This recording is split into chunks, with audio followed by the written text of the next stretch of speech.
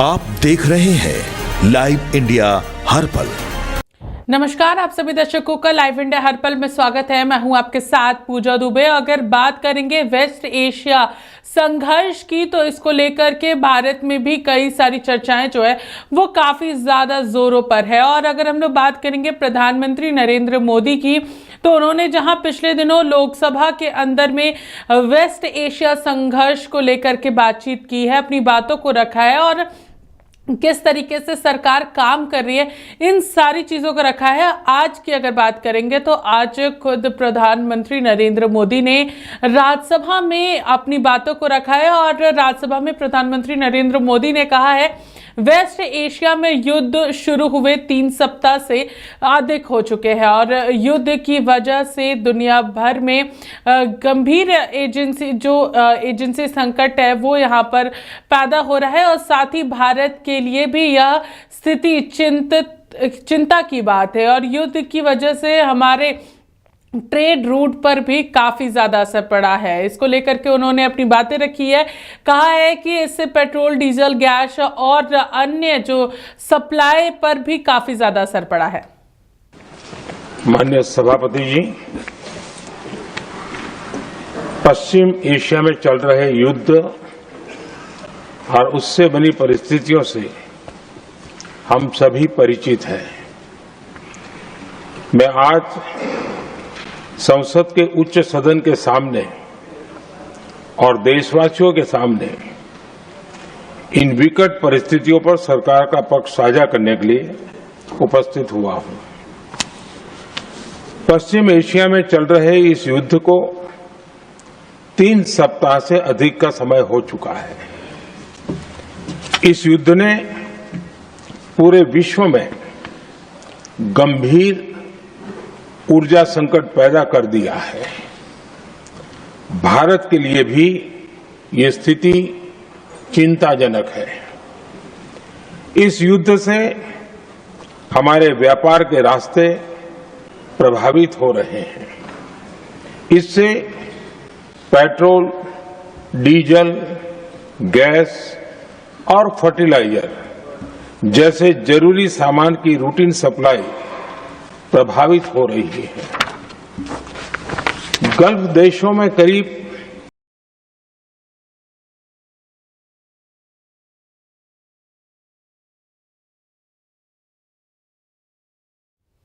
चलिए बढ़ते हैं अगली खबर की ओर। बात करेंगे राज्यसभा में प्रधानमंत्री नरेंद्र मोदी ने कहा है लगभग 1 करोड़ भारतीय खाड़ी प्रदेशों में रहते हैं और काम करते हैं। उनकी जान और रोजी रोटी की सुरक्षा भारत के लिए बहुत बड़ी चिंता की बात है। गल्फ देशों में करीब 1 करोड़ भारतीय रहते हैं, वहां काम करते हैं। उनके जीवन और आजीविका की सुरक्षा भी भारत के लिए बहुत बड़ी चिंता है। होर्मुज स्ट्रेट में दुनिया के अनेक जहाज फंसे हैं। उनमें बहुत बड़ी संख्या में भारतीय क्रू मेंबर्स हैं। ये भी भारत के लिए एक बड़ी चिंता का विषय है। ऐसी विकट परिस्थिति में आवश्यक है कि भारत की संसद के इस उच्च सदन से शांति और संवाद की एकजुट आवाज पूरे विश्व में जाए।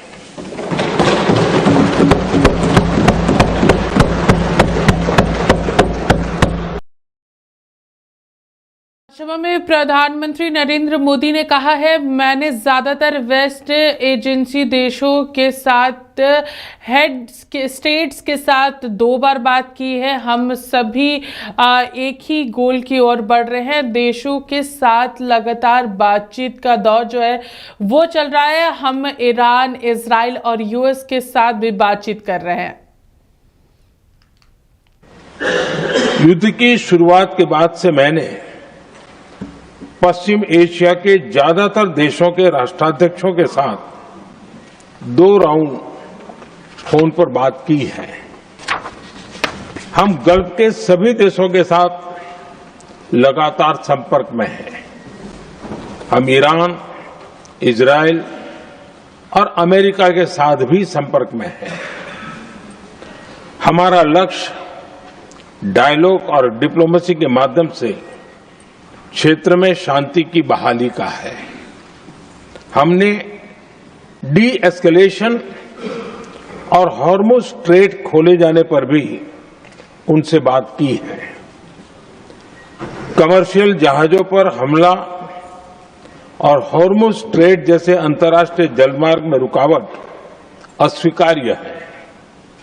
भारत ने नागरिकों पर, सिविल इंफ्रास्ट्रक्चर पर, एनर्जी और ट्रांसपोर्ट से जुड़े इंफ्रास्ट्रक्चर पर हमलों का विरोध किया है। भारत डिप्लोमेसी के जरिए युद्ध के इस माहौल में भी भारतीय जहाजों के सुरक्षित आवागमन के लिए सतत प्रयास कर रहा है। भारत ने इस समस्या के समाधान के लिए संवाद का ही रास्ता सुझाया है। इस युद्ध में किसी के भी जीवन पर संकट मानवता के हित में नहीं है। इसलिए भारत का सतत प्रयास सभी पक्षों को जल्द से जल्द शांतिपूर्ण समाधान के लिए प्रोत्साहित करने का है। सभा वेस्ट एशिया संघर्ष को लेकर राज्यसभा में प्रधानमंत्री नरेंद्र मोदी ने कहा, संकट की स्थिति में दुनिया भर में भारतीयों की सुरक्षा हमारे लिए सबसे जरूरी है। अब तक 3,75,000 से अधिक भारतीय सुरक्षित भारत लौट गए हैं। सभापति जी, संकट की स्थिति में देश विदेश में भारतीयों की सुरक्षा हमारी बहुत बड़ी प्राथमिकता है।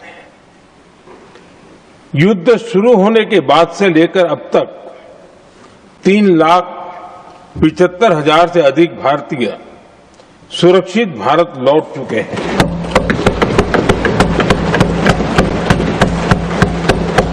ईरान से ही अभी तक 1,000 से अधिक भारतीय सुरक्षित वापस लौटे हैं। इनमें 700 से अधिक मेडिकल की पढ़ाई करने वाले युवा हैं। हमारी सरकार संकट के इस समय में पूरी संवेदनशीलता से काम कर रही है। सभी देशों ने वहां मौजूद भारतीयों की सुरक्षा का पूरा आश्वासन दिया है। हालांकि ये बहुत दुखद है कि हमलों के कारण कुछ भारतीयों की मृत्यु हुई है और कुछ घायल भी हुए हैं। ऐसे मुश्किल हालात में परिवारजनों को आवश्यक मदद दी जा रही है। जो घायल हैं, उनका बेहतर इलाज सुनिश्चित कराया जा रहा है। सभापति जी,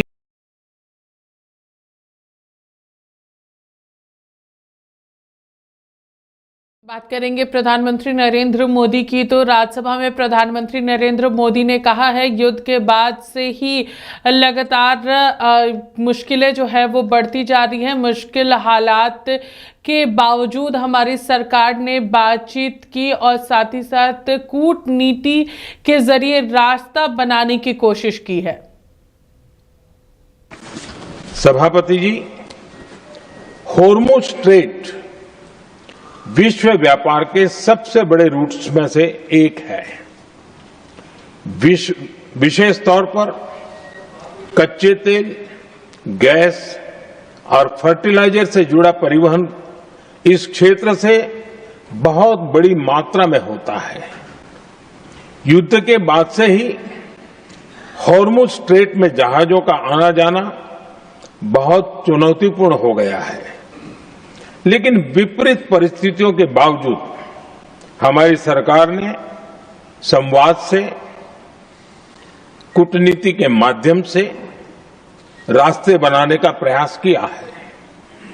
प्रयास ये है कि जहां से भी संभव हो वहां से तेल और गैस की सप्लाई भारत पहुंचे।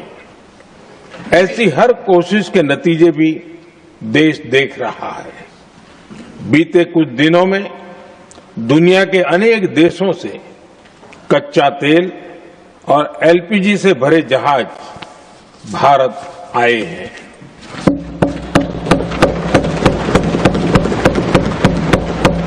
इस दिशा में हमारे प्रयास आने वाले दिनों में भी जारी रहेंगे। पीएम नरेंद्र मोदी ने कहा है, भारत की कोशिश रही है कि तेल, गैस और अन्य जरूरी चीजों को लेकर जो जहाज भारत आ रहे हैं वो सुरक्षित पहुंचे। लेकिन अगर युद्ध की वजह से दुनिया भर में बने हालात लंबे समय तक बने रहते हैं तो इसका गंभीर असर जो है वो होने वाला है। सभापति जी, भारत का प्रयास है कि तेल हो, गैस हो, फर्टिलाइजर हो, ऐसे हर जरूरी सामान से जुड़े जहाज भारत तक सुरक्षित पहुंचे। लेकिन इस युद्ध से बनी वैश्विक परिस्थितियां अगर लंबे समय तक बनी रहती है तो गंभीर दुष्परिणाम तय है।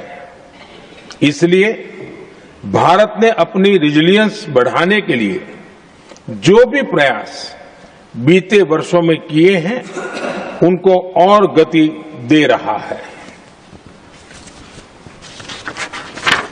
सभापति जी, कोई भी संकट हो वो हमारे हौसलों और हमारे प्रयास दोनों की परीक्षा लेता है। देश ऐसे संकटों का बेहतर तरीके से सामना कर सके, इसके लिए बीते 11 वर्षों में निरंतर निर्णय लिए गए हैं। एनर्जी इंपोर्ट का डाइवर्सिफिकेशन ऐसे ही प्रयासों का हिस्सा है। पहले क्रूड ऑयल, एलएनजी, एलपीजी ऐसी एनर्जी जरूरतों के लिए 27 देशों से इंपोर्ट किया जाता था। वहीं आज भारत 41 देशों से एनर्जी इंपोर्ट करता है। बीते दशक में भारत ने संकट के ऐसे ही समय के लिए कच्चे तेल के भंडारण को भी प्राथमिकता दी है। हमारी तेल कंपनियां संकट के समय के लिए काफी मात्रा में पेट्रोल और डीजल का भंडार रखती हैं। बीते 11 वर्षों में 53 लाख मीट्रिक टन से अधिक का स्ट्रेटेजिक पेट्रोलियम रिजर्व भी डेवलप किया गया है और 65 लाख मैट्रिक टन से अधिक के रिजर्व की व्यवस्था पर देश काम कर रहा है। साथ ही बीते दशक में भारत की रिफाइनिंग कैपेसिटी भी अच्छी खासी बढ़ाई गई है। मैं आपके माध्यम से सदन को और देश को ये आश्वासन देना चाहता हूं कि भारत के पास क्रूड ऑयल के पर्याप्त स्टोरेज के और निरंतर सप्लाई की व्यवस्थाएं हैं।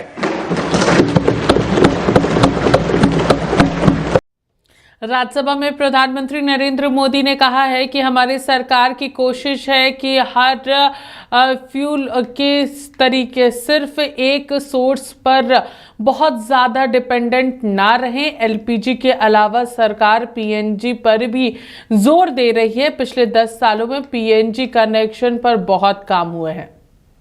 सभापति जी, हमारी सरकार की कोशिश है कि ईंधन के किसी एक ही स्रोत पर ज्यादा निर्भरता न रहे। सरकार घरेलू गैस सप्लाई में एलपीजी के अलावा पीएनजी पर भी बल दे रही है। बीते दशक में देश में पीएनजी कनेक्शन पर अभूतपूर्व काम हुआ है। बीते दिनों में इस काम को और तेज किया गया है। साथ ही एलपीजी के घरेलू उत्पादन को भी बड़े पैमाने पर बढ़ाने का प्रयास किया जा रहा है।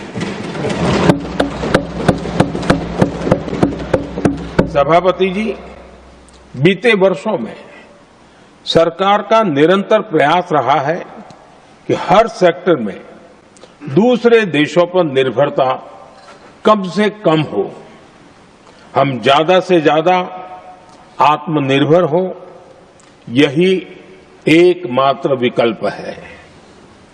जैसे भारत का 90% से अधिक ट्रेड विदेशी जहाजों पर होता है, ये स्थिति किसी भी वैश्विक संकट में भारत की स्थिति को और भी गंभीर बना देती है।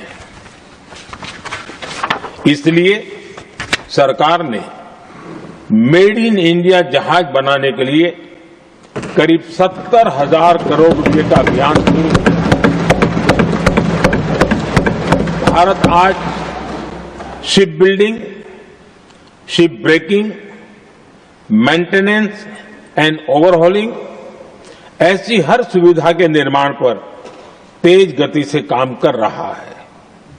भारत अपने डिफेंस सेक्टर को भी अधिक रेजिलिएंट बना रहा है।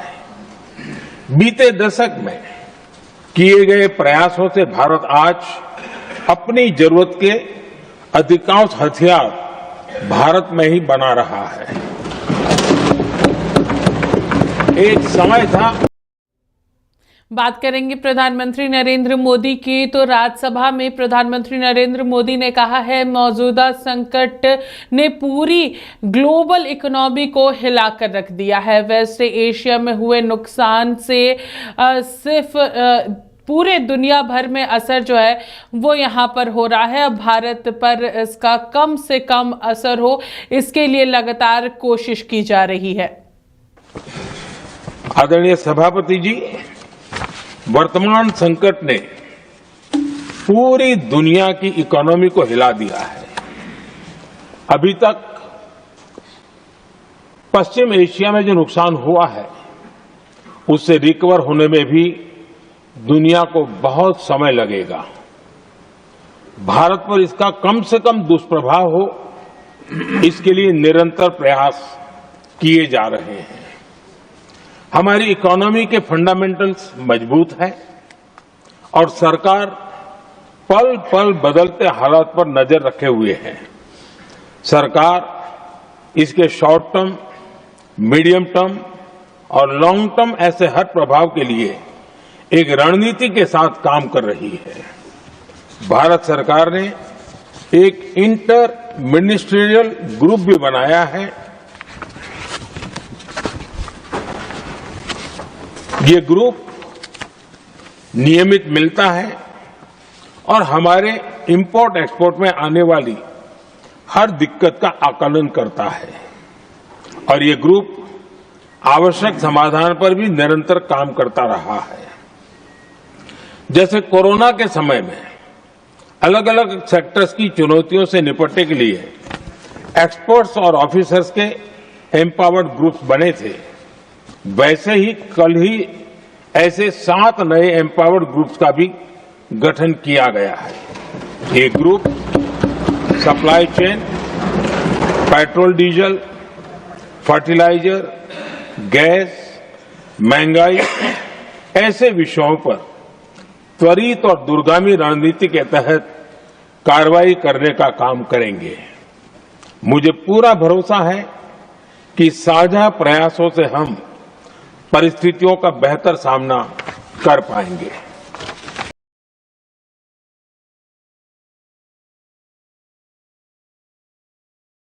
तो आप लोगों ने साफ तौर पर प्रधानमंत्री नरेंद्र मोदी को सुना। अलग अलग जो संकट फिलहाल भारत पर आ सकते हैं उन सारी चीज़ों के बारे में उन्होंने राज्यसभा में स्पष्ट रूप से अपनी बातों को रखा है और किस तरीके से केंद्र सरकार इस पूरी समस्या का समाधान निकाल रही है उस पर भी उन्होंने अपनी बातों को रखा है। और इस पूरे युद्ध का जो वेस्ट एशिया में युद्ध चल रहा है उसका असर कम से कम भारत पर पड़े, इसके लिए भी सरकार जो है वो काम कर रही है और इस युद्ध को खत्म कराने के लिए भी लगातार प्रधानमंत्री नरेंद्र मोदी यहाँ पर इजराइल, ईरान और यूएस के साथ बातचीत कर रहे हैं। और सबसे प्रमुख मुद्दा यहाँ पर यही रहने वाला है कि जितने भी भारतीय वहां पर रह रहे हैं उनकी सुरक्षा में कोई भी परेशानी ना आए। फिलहाल इस खबर में हमारे साथ इतना ही। देखते रहिए लाइव इंडिया हर पल। नमस्कार।